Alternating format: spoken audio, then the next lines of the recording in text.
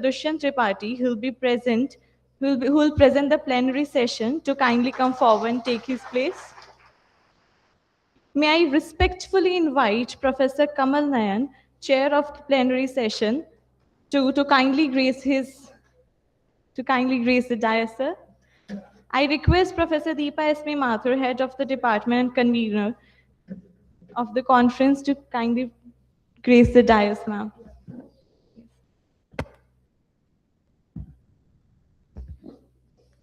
Ladies and gentlemen, please join me in welcoming them with a warm round of applause.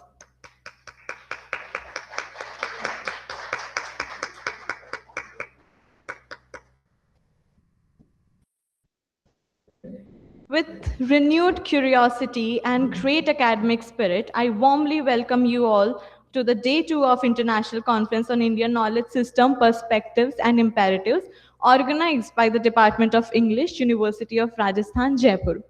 We hope you all had a stimulus and enriching experience yesterday, and we are delighted to have you all back today as we continue our journey of scholarly exchange, reflections, and dialogues on the diverse dimensions of Indian knowledge system. Day 2 promises equally engaging session, thought-provoking discussions, and valuable academic insights, and we look forward to your active participation throughout the day.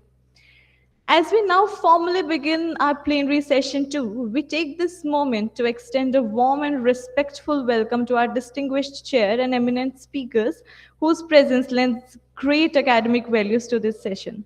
I now request Professor Deepa S.P. Mathur to kindly welcome Professor Rajdhar Mishra, whose scholarly engagement with Indian knowledge tradition will great enrich the plenary session.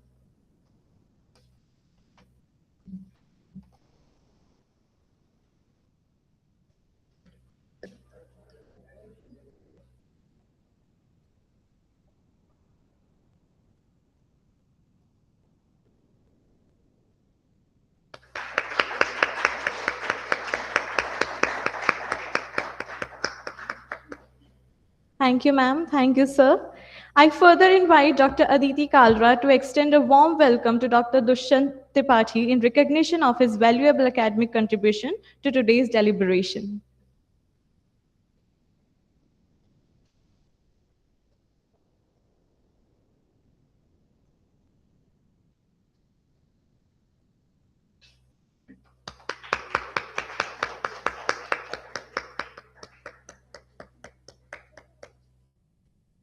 Thank you, ma'am. Thank you, sir. May I kindly invite Dr. Arun Singh to come forward and extend a ceremonial welcome to Professor Kamal Nayan, the chair of plenary session 2, as a mark of our respect and appreciation.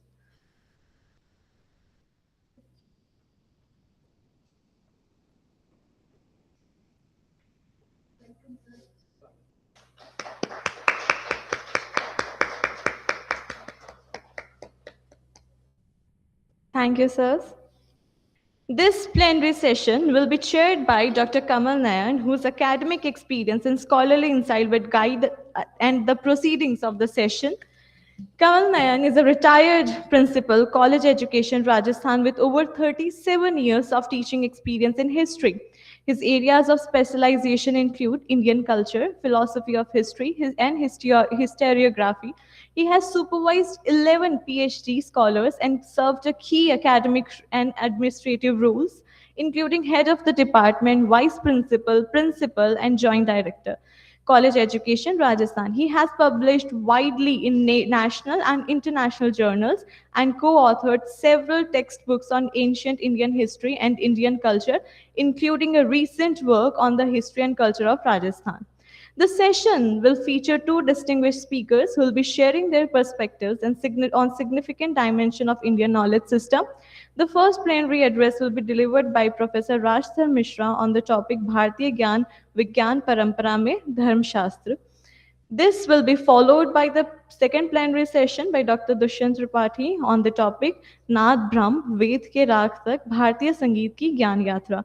We look forward to an enriching and intellectual and plenary sessions. With great pleasure and an enthusiasm, I'm delighted to announce our first plenary speaker of this session, Professor Rajdhar Mishra, who will be addressing us on the topic Bharatiya Gyan Vigyan Parampara Mein Dharm Shastra. Dr. Rajdhar Mishra is a distinguished scholar of Sanskrit specialized in Vyakaran, Grammar, Nyaya, and Dharmashastra.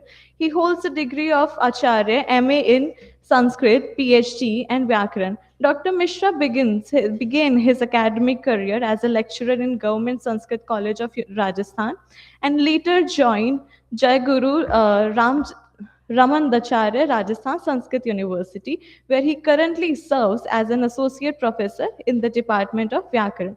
He is the author of 5 scholarly books on Sanskrit grammar and philosophy, published by reputed academic press. With decades of teaching and research experience, he is widely respected for his contribution to Sanskrit studies and higher education. Sir, we are privileged to have you with us.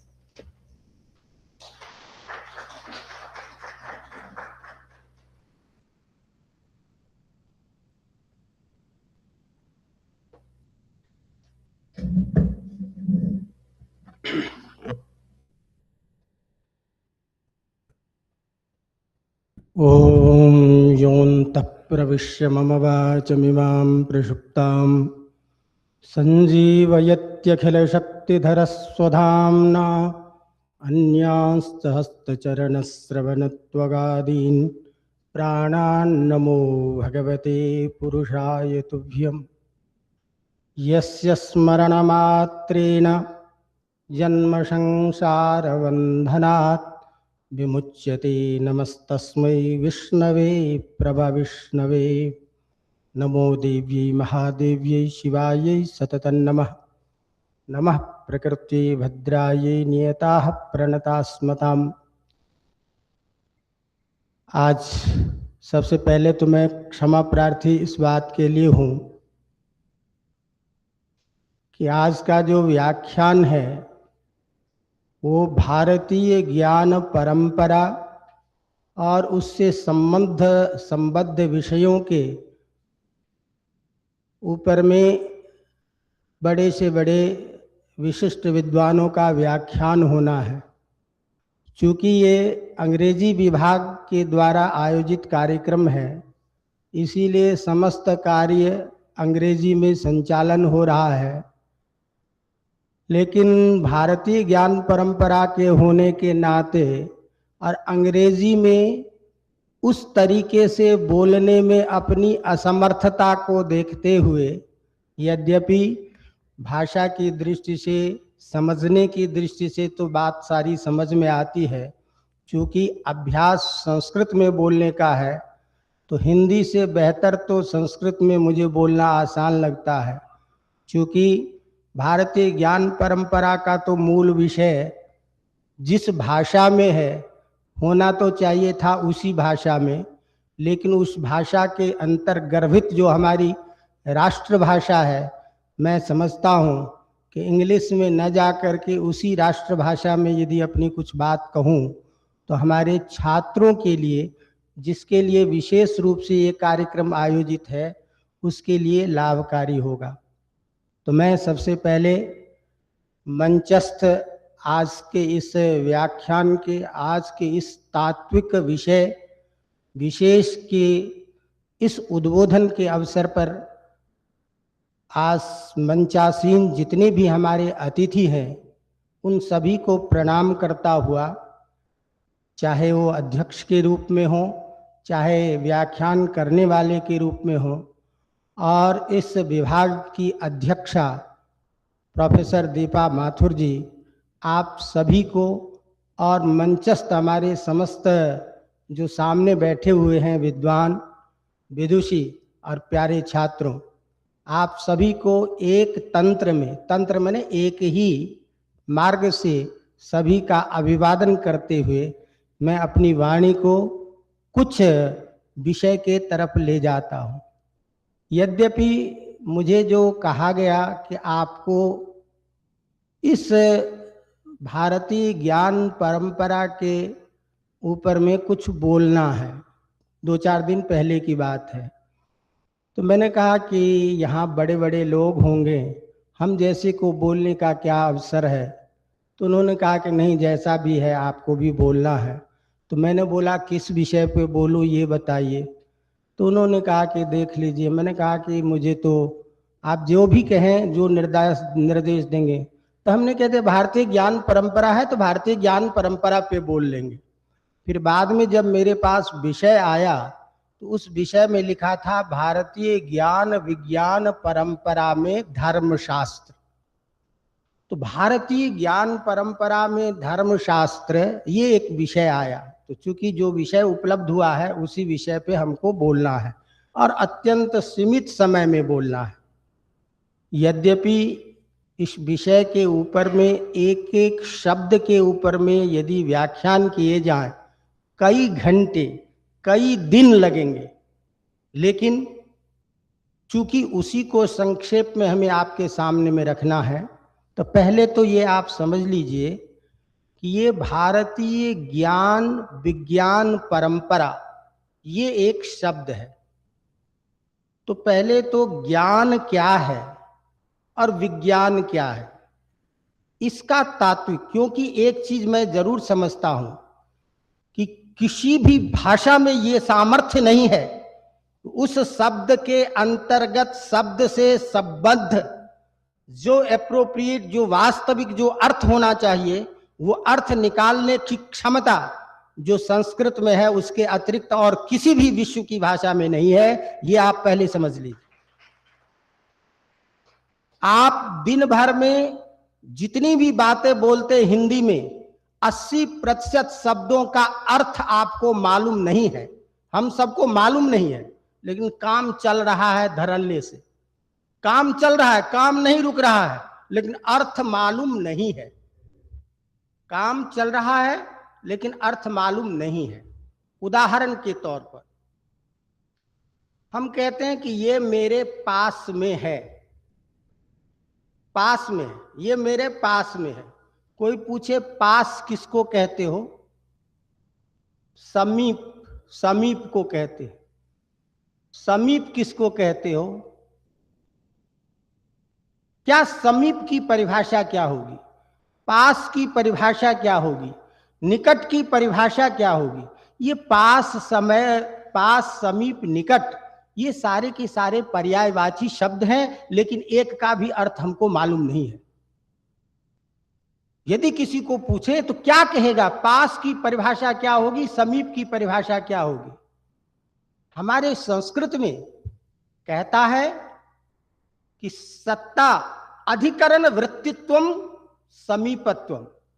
अपने अधिकरण, किसी भी चीज के अधिकरण माने उसके अधीन में व्याप्त होना पास है और उससे बाहर हो जाना दूर है। मेरे हाथ की लंबाई इतनी है, इस हाथ के अधिकरण में जो आएगा वो हाथ के लिए पास है, लेकिन वो कुर्सी मेरे हाथ के लिए दूर है। मेरे नेत्र का देखने का सामर्थ्य, विषय का, वस्तु का अधिकरण वृत्ति वहां तक है, तो नेत्र के लिए वो चीज क्या है? पास है। जो नेत्र के सीमा रेखा से बाहर गया वो दूर है। अब मन का अधिकरण वृत्ति बहुत ज्यादा है, तो मुंबई में बैठा हुआ व्यक्ति मन के अधिकरण से मेरे पास है। एतावता अधिकरण की सीमा में होना पास, अधिकरण की सीमा से बाहर जाना क्या है? दूर, इत्यादि। इसी तरह से जब हम ज्ञान की बात करते हैं, किम नाम ज्ञानम, ज्ञान किसे कहते, तो हमारे ज्ञान शब्द जो है संस्कृत व्याकरण में भाव अर्थ में बना है। भाव कहते हैं भावना को, भाव कहते हैं अंतःकरण में उठने वाला जो उद्वेग है, भाव कहते हैं अंतश्चेतना को। इस अंतश्चेतना अर्थ को बताने के लिए ज्ञा धातु है, जिससे भाव अर्थ में संस्कृत में लुट प्रत्यय होता है, जिसका अन शेष बचता है तो ज्ञान होता है। जिसको दूसरी भाषा में कहते हैं तो कहते हैं अवबोध। किसी वस्तु विषय के बारे में उसकी वस्तु स्थिति यथार्थ स्वरूप को समझना ज्ञान कहलाता है। इदम इत्थम, ये ऐसा है, एक ये ज्ञान है। लेकिन ज्ञान के भी दो स्वरूप है। एक ज्ञान का बाह्य स्वरूप जो कि उसके आवरण विशेष को बताता है, एक ज्ञान का गुणधर्म जो आंतरिक रूप को बताता है। इस तरह से संसार के समस्त विषयों के बाहरी और आंतरिक समस्त गुण विषयों के बारे में जो यथार्थ वस्तु स्थिति का बोध है, उस बोध को कहते हैं ज्ञान। तो वह ज्ञान किस विषय में भारतीय ज्ञान परंपरा में प्रसिद्ध है? तो कहते मोक्षे धी ज्ञानम। मोक्ष के विषय में उत्पन्न होने वाला जो अवबोध है वो कहलाता है ज्ञान।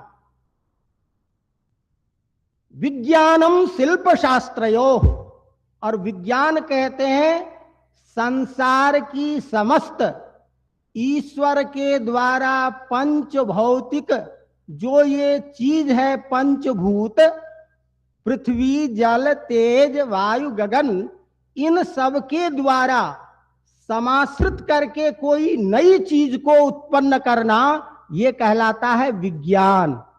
विशिष्टम यद ज्ञानम विशेषणम पूर्वकम यद ज्ञानम, इसका गुण क्या है, अवगुण क्या है, इससे ये हम बना सकते हैं।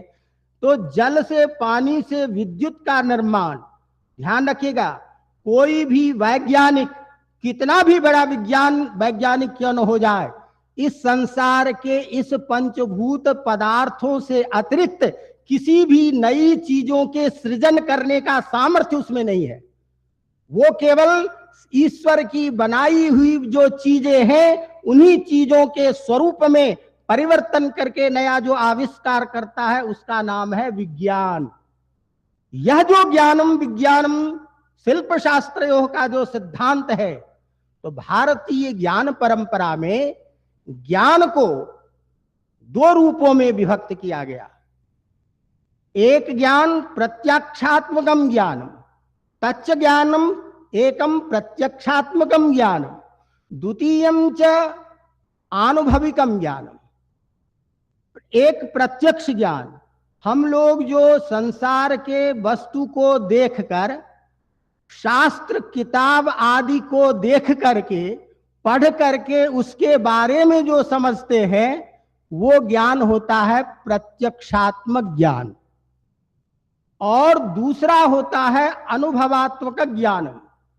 हमारे प्राचीन ऋषियों, महर्षियों, आचार्यों के द्वारा, योग समाधि के द्वारा, तपस्या के द्वारा किया गया जो अनुभव रूप ज्ञान, वह ज्ञान होता है आनुभविक ज्ञान। तो वह जो आनुभविक ज्ञान होता है, वह ज्ञान निश्चयात्मक ज्ञान होता है, संदेह रहित ज्ञान होता है। और प्रत्यक्षात्मक ज्ञान जो होता है, वो संशय परक होता है। उसमें तर्क वितर्क, उसके मत में ये, इसके मत में ये, इत्यादि अनेक अवधारणाएं चलती हैं। इसीलिए प्रत्यक्षात्मक ज्ञान विभिन्न किताबों के माध्यम से अलग अलग सिद्धांतों के रूप में जो दिया गया स्वरूप है, वह ज्ञान होता है प्रत्यक्षात्मक ज्ञान। और हम लोगों की सीमा प्रत्यक्षात्मक ज्ञान तक ही है। क्यों? कि अनुभविक ज्ञान के लिए वो तपस्या चाहिए, वो साधना चाहिए, वो इष्टि चाहिए, और वो कलयुग में संभव नहीं है। वो तो हमारे उन आचार्यों का भला हो जाए, उन आचार्यों की कृतज्ञता हमें व्यक्त करनी पड़ेगी कि उन आचार्यों ने कहा कि भैया, हमारी आगे आने वाली जो पीढ़ी होगी, इसको भारतीय ज्ञान परंपरा का लेस मात्र नहीं बचेगा, इसको जरा सी भी ज्ञान नहीं होगा। इसीलिए कुछ उपाय करके जाओ जिसको देख करके ये लोग पढ़ सके, समझ सके। तो हमको संस्कृत में क्या कहा जाता है? याद करो, अ कंठ से बोला जाता है, ई का उच्चारण स्थान तालु है भाषा विज्ञान में। बोल हम खुद रहे हैं और हमको खुद पता नहीं चल रहा है कि मैं कौन सा वर्ण कहाँ से बोल रहा हूं, और आचार्यों ने जो लिख के दिया वो हम समझ गए, वो हमने दूसरे को बता दिया, दूसरे तीसरे को। यह जो चलता हुआ ज्ञान है यह छिछलापन वाला ज्ञान है, वास्तविक ज्ञान नहीं है। ऐसी स्थिति में अनुभवात्मक जो ज्ञान है वह ज्ञान भारतीय परंपरा का मूल ज्ञान है। तो ऋषियों ने उस अनुभवात्मक ज्ञान को वेदादि शास्त्रों के द्वारा, वेदांगों के द्वारा, स्मृति ग्रंथों के द्वारा हम समस्त मानवों के कल्याण के लिए उस समस्त ज्ञान के स्रोत को हम सब के लिए उत्पन्न कराया, दिया, जो एक परंपरा से चल रही है। ब्रह्मा बृहस्पते प्रोवाच बृहस्पतिरिंद्राय इंद्रो भारद्वाजाय भारद्वाजः ऋषिभ्यः समनुक्रांतम इदं ज्ञानम अस्मभ्यम। आदि परंपरा से चला आने वाला यह जो अनुभवात्मक ज्ञान है वो परंपरा से प्राप्त ऋषियों के द्वारा, महर्षियों को, आचार्यों के द्वारा लिखित रूप में शास्त्रों से लेकर के हम लोगों तक पहुंचा। क्यों पहुंचा? क्यों इस ज्ञान की जरूरत है? ज्ञान की अपेक्षा क्या है? तो ध्यान दीजिए, इस समस्त संसार में मनुष्य ही एक ऐसा प्राणी है जो कर्म के लिए आया है, कर्म करने के लिए आया है, ईश्वर बनने के लिए आया है। सर्वशक्तिमान बनने का सामर्थ्य यदि किसी में है तो ईश्वर में है, इस मनुष्य में। बाकी जितने भी लोग हैं वो भोग योनि में है। कोई हमको पूछे कि आप में, हम में और जानवर में क्या अंतर है, आज के मनुष्यों में और जानवर में क्या अंतर है, ये कोई पूछे तो क्या बताएगा? क्या अंतर है? हम सोचते हैं, जानवर नहीं सोचता है, जानवर को कष्ट नहीं होता है, जानवर को सुख दुख का अनुभव नहीं होता है, जानवर भोजन नहीं करता है, जानवरों में काम वासना नहीं होती, जानवर अपने भूख की तृप्ति के लिए प्रयास नहीं करता है। ऐसे में हम में क्या बात है? जो विशेष बनाता है मनुष्य को विशेष बनाता है कि मनुष्य अपने कर्मों के द्वारा स्वयं को, इस संसार को ऐसे उन्नत क्षेत्र में लाने का सामर्थ्य कर सकता है जो जीवन को एक नया स्वरूप और अमूर्त रूप दे सकता है, जो सबके कल्याणमय की भावना करता है, जो इस संसार में आकर के अभ्युदय समस्त सिद्धियों के कल्याण को प्राप्त करने के साथ साथ हमारी भारतीय परंपरा में जो पुनर्जन्म की परंपरा है, बात है, उसको भी सिद्ध करता है। तस्मात इस मनुष्य के जीवन को प्राप्त कर, मनुष्य के द्वारा जो आचरणीय कर्म है जिससे आपका जीवन, क्यों सजातो ये न जाते न जाति धर्म समुन्नतिम परिवर्तनी संसारे मृतक को वा न जायते। अरे भाई, इस संसार में कौन नहीं आता है, कौन नहीं चला जाता है, जो आएगा वो जाएगा। ऐसी स्थिति में आपकी क्या विशेषता है? उसी का आना श्रेष्ठ है जो व्यक्ति आकर के कुछ कर जाता है। ऐसी स्थिति में वह जो ज्ञान परंपरा है वो समस्त परंपराएं मानव के कल्याण के लिए, इस संसार के कल्याण के लिए बनाए गए जो सिद्धांत, नैतिक मूल्य, आचरण, कानून, व्यवस्था, परस्पर सामाजिक संरचना, आर्थिक ढांचा को तैयार करने का जो साधन है, वो समस्त साधन हमारे शास्त्र, धर्म शास्त्र के नाम से जाते हैं।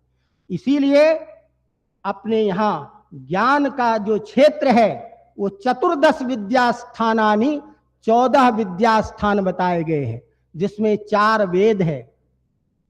चारों वेदों को समझने के लिए उनके 6 वेदांग हैं। मीमांसा है, न्याय है, धर्मशास्त्र है, पुराण है।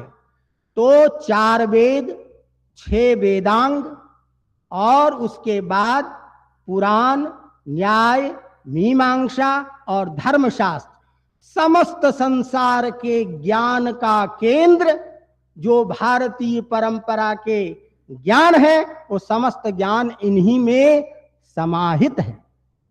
इन चीजों में समाहित जो ज्ञान है, उस ज्ञान का क्या प्रयोजन, ये जब बताया जाता है तो उसके लिए कहता है पुरुषार्थ चतुष्टय की सिद्धि। पुरुषार्थ चतुष्टय की सिद्धि। पुरुषार्थ का मतलब क्या है?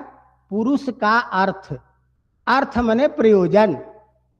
पुरुष शब्द ईश्वर के लिए भी प्रयुक्त है, पुरुष शब्द आत्मा के लिए भी प्रयुक्त है, लेकिन यहां पुरुष न तो आत्मा का वाचक है न तो ईश्वर का वाचक है, अपितु मनुष्य का वाचक है।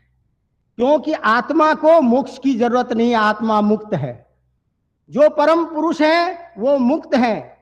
तो इस संसार में आया हुआ जो मनुष्य है वो अपने कल्याण को, इस संसार की समस्त की उन्नति को भोग करता हुआ परम पद को प्राप्त करे, ये उसका प्रयोजन है। इसीलिए ये पुरुष अर्थ कहलाता है पुरुषार्थ।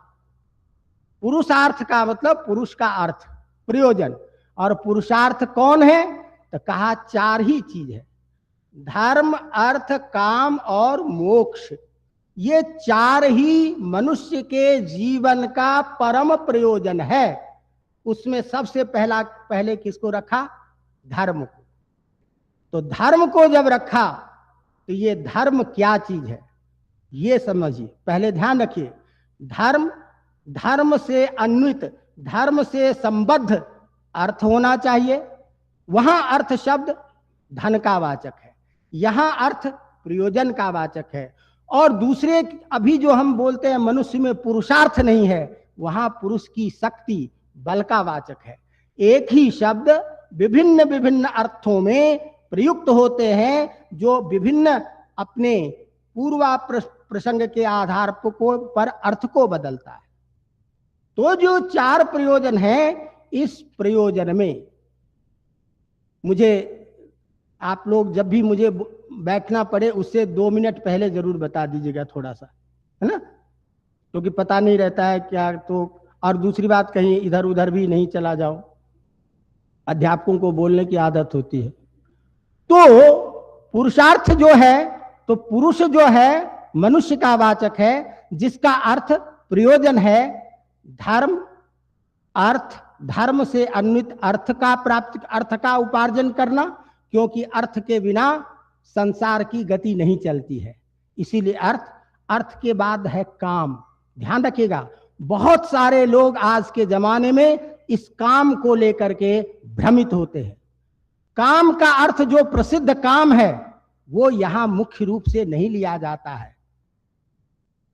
स्त्री पुरुषादि संसर्ग विशेषेण उत्पन्न यह अनुभूत्यात्मक रसः स एव च कामः, वो काम यहां काम से नहीं है।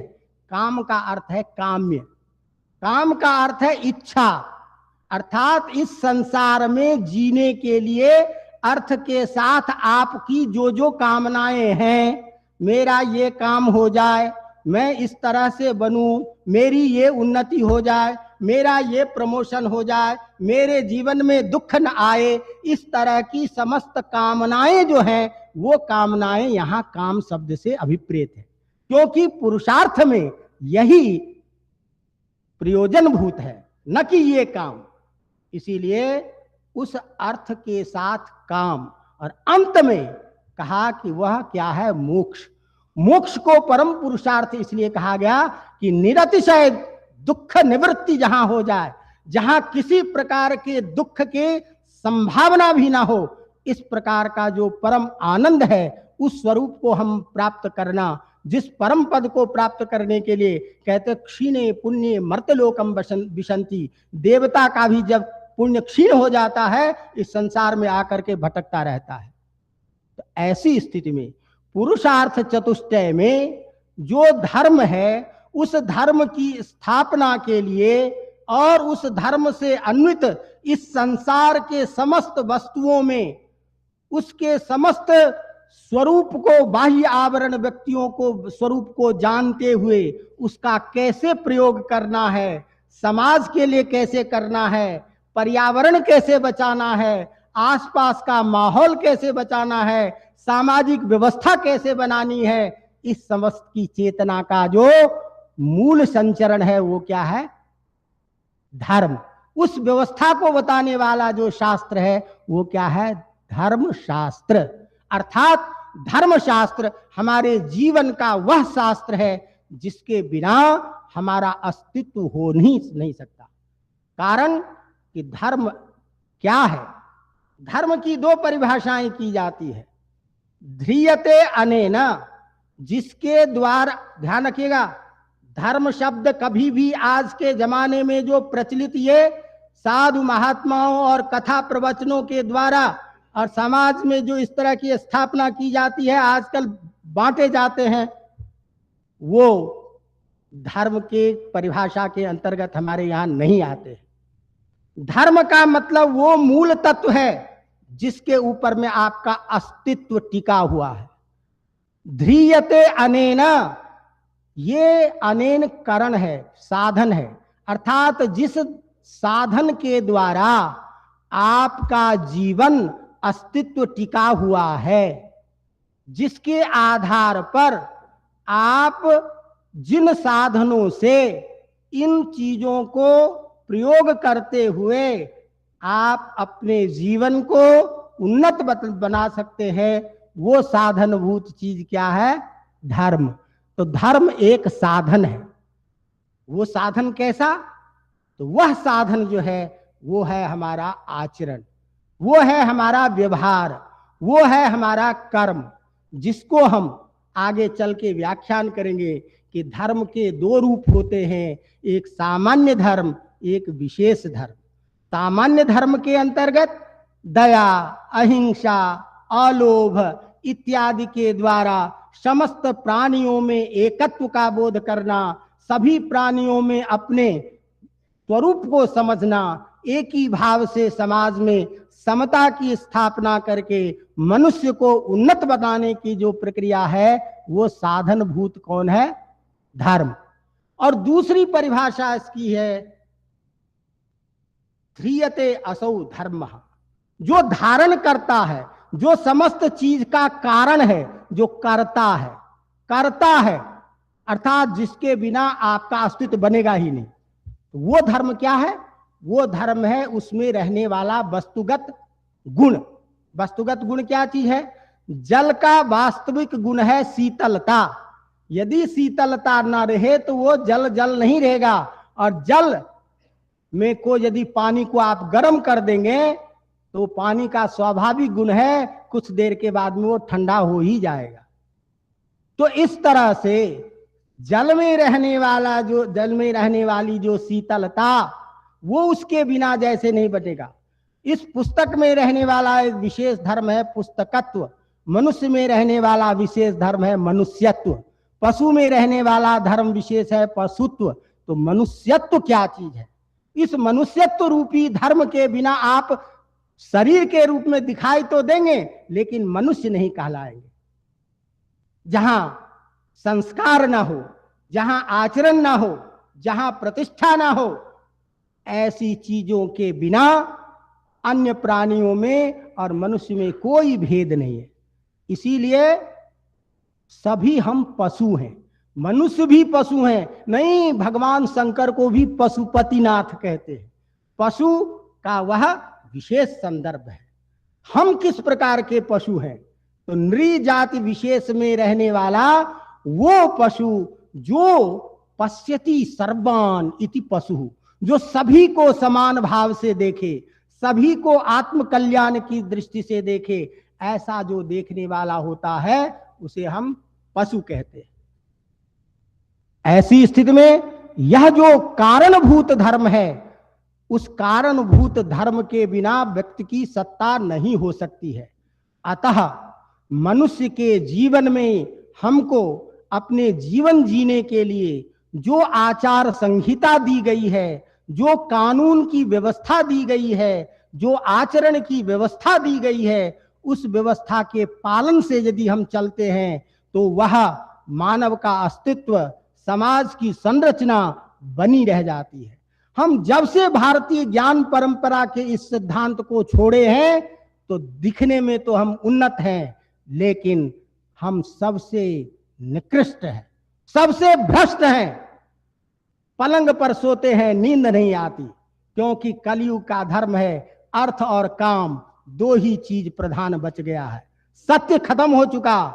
ऐसी स्थिति में, इस विशेष परिस्थिति में यदि कोई भी व्यक्ति अपने परिवार में जो प्रचलित प्रथा है, जो संस्कारों की मान्यता है, जो मनुष्य के जीवन को एक दूसरे को चलाने में सहायक होता है, ऐसी ज्ञान परंपरा को छोटे छोटे कहानियों के रूप में यदि कक्षा के अध्यापन में उस सिद्धांत को यदि आज लगाया जाए, जिससे चेतना का विकास हो, जिससे मानव की भौतिकवाद के साथ साथ उस अध्यात्म शक्ति का स्वरूप स्थापित कर सके, जिससे मानव के जीवन में केवल इस संसार की बात नहीं हो, स्वयं की कल्याण की बात हो, उस चीज को धारण करने वाली जो यदि ज्ञान परंपरा देते हैं, यदि मनुष्यता बचती है, सामाजिकता बचती है, तभी उन्नत होना उन्नत कहलाता है।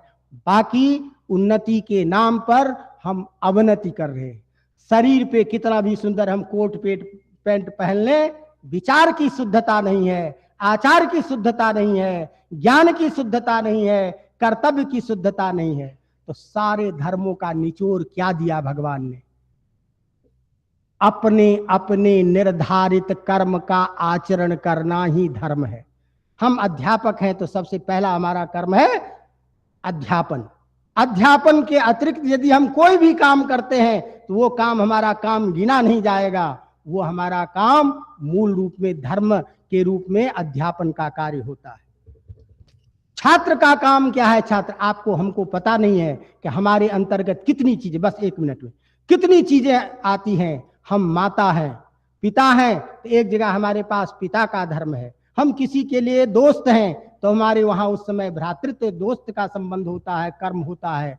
तो एक व्यक्ति में बहुत सारी जिम्मेदारियां होती है, इसीलिए स्वे स्वे कर्मण्यभिरतः संसिद्धिं लभते नरः। यदि व्यक्ति अपने नियत कर्म मात्र को करता चला जाए, अपने आचरण की शुद्धता को करता चला जाए, सब अपने आप को यदि सुधार ले तो संसार अपने आप सुधर जाएगा। तो भारतीय ज्ञान परंपरा का यही मूल स्रोत है। उठो, जागो, अपने आप को समझो। ईशावास्योपनिषद कहता है क्रतुम स्मर क्रतुस्मर। आपने आज दिन में क्या किया, एक बार रात को जरूर याद कर लेना कि हमने क्या किया अपने लिए और अपने समाज के लिए क्या किया। आज मेरे द्वारा कहीं गलत तो कोई ना हो गया, ऐसा चिंतन यदि आपको बार बार हो जाता है तो समझिए आप इस जीवन के लिए कुछ सोच रहे हैं। अन्यथा अपने बच्चों के लिए, अपने परिवार के लिए, पैसा कमाने के लिए, सुख भोगने के लिए कौन नहीं प्रयास करता है। जानवर भी इसी रूप में तैयार होता है, तो फिर मनुष्य के उस विशेष होने का भाव मेरे में नहीं हो सकता। इसीलिए वह जो वेद विहित धर्म है, जिसके लिए साधारण धर्म समस्त प्राणियों के लिए एक साथ कहा गया है, विशेष धर्म के अंतर्गत अध्यापक धर्म, आश्रम धर्म, वर्णाश्रम धर्म, मातृधर्म, पितृधर्म, गुरु धर्म, ये समस्त विभाग उसके कर्म को करता है। इसीलिए भगवान श्री कृष्ण कहते हैं स्वे स्वे कर्मण्यभिरतः संसिद्धिं कुरुते नरः। यदि मनुष्य अपने अपने निर्धारित कर्म मात्र को कर ले तो सबसे बड़ा धर्म वो करता है, उससे बड़ा धार्मिक कोई नहीं है। भगवान कृष्ण तो गीता के पहले अध्याय के पहले श्लोक में क्या कहते हैं कि ध्यान रखो, धर्म क्षेत्रे कुरुक्षेत्रे, कुरुक्षेत्र जो युद्ध भूमि है उसको भी धर्म क्षेत्र बना करके काम करो।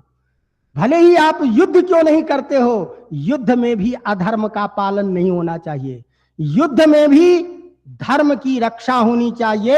युद्ध स्थल में भी, तो अन्यत्र आपको धर्म छोड़ने की बात कहां से आती है। इस तरह यह धर्म केवल विशेष पंथ आचरण से नहीं है संबंधित, बल्कि हमारे नियत कर्मों से है। और भगवान मनुष्य के लिए कहते हैं कि देखो सबसे बड़ा धर्म है एक आप अपने लिए उन नियत कर्मों को करते चले जाइए, ईश्वर को अर्पित करते हुए चले जाइए कि हम जो भी कर्म कर रहे हैं इसीलिए गीता में भगवान कहते हैं सर्वधर्मान परित्यज्य मामेकम शरणम व्रज। सर्वधर्मान परित्यज का मतलब क्या है? धर्म को छोड़ दो नहीं, क्योंकि आगे पीछे सब जगह कर्म के लिए बात करता है। उठ कर्म कर अर्जुन, अपने कर्म को यदि तू करता है, नहीं करेगा तो निंदित होगा। इसका मतलब मदर्पण जो है वह कर्म आप हमको अर्पित करते हुए निस्वार्थ भाव से समाज की कल्याण के लिए जो आप कर्म करते हैं वो कर्म ही कर्म सीधा कहलाता है। इसीलिए वह धर्मशास्त्र का मूल हमारा वेद, और वेद से लेकर के स्मृति ग्रंथ तक, हनुमान चालीसा तक, और आपके बिना किसी शास्त्र के द्वारा, माता पिता पूर्वजों के द्वारा जो प्रतिपादित जो चीज है, इन सारी चीजों को पालन करना मात्र ही क्या कहलाता है? धर्म कहलाता है। इसीलिए इस धर्म की अंतिम एक लाइन बोल करके मैं आपको बता दूं कि कहते हैं धर्मम सर्वे प्रतिष्ठितम। सारी की सारी चीजें किसमें है? धर्म में प्रतिष्ठित है।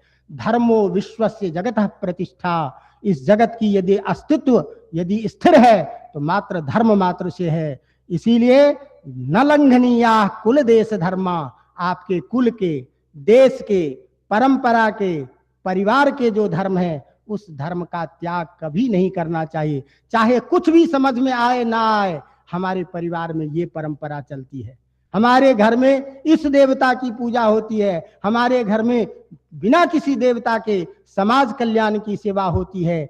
इस तरह के जो आत्मोन्नति के, चरित्र के उन्नायक जो शिक्षण सूत्र हैं उसको पुराने शास्त्रों से ले करके यदि हम आधुनिक पाठ्यक्रम में उसको जोड़ते हैं, व्यक्ति छात्र नैतिकता से अपने आप को एक आत्मबल के द्वारा यदि उठता है, क्योंकि डर वहीं होता है जहां वास्तविकता नहीं होती है, जहां सत्य नहीं होता है, जहां स्वयं में आत्मविश्वास नहीं होता है। आज के छात्रों में न तो आत्मविश्वास है, न सत्यता है, न अपने ऊपर निष्ठा है। इसीलिए कारण हम संख्या में अधिक बढ़ जाते हैं, लेकिन ज्ञान की उस प्राचीन परंपरा की गरिमा को आज दुनिया के सामने में व्यक्त करने में आज भी कमजोर पड़ जाते हैं। इसीलिए भारतीय ज्ञान परंपरा की इस पृष्ठभूमि में हम सभी का कर्तव्य है कि हम चाहे अंग्रेजी पढ़ें, फ्रेंच पढ़ें, जो कुछ भी पढ़ें, लेकिन भारतीय ज्ञान परंपरा के मूल जो स्रोत है, जिससे हम पहचाने जाते हैं कि हम भारतीय हैं, हम मनुष्य हैं, उन चीजों को संस्कृत अन्य शास्त्रों के विद्वानों तैयार करना चाहिए। यही अपनी बात संक्षेप में रख करके, और आप सबने जो हमें समय दिया इसके लिए मैं आभार व्यक्त करता हूं, और जो कुछ हुआ इसको यही समाप्त कर। धन्यवाद।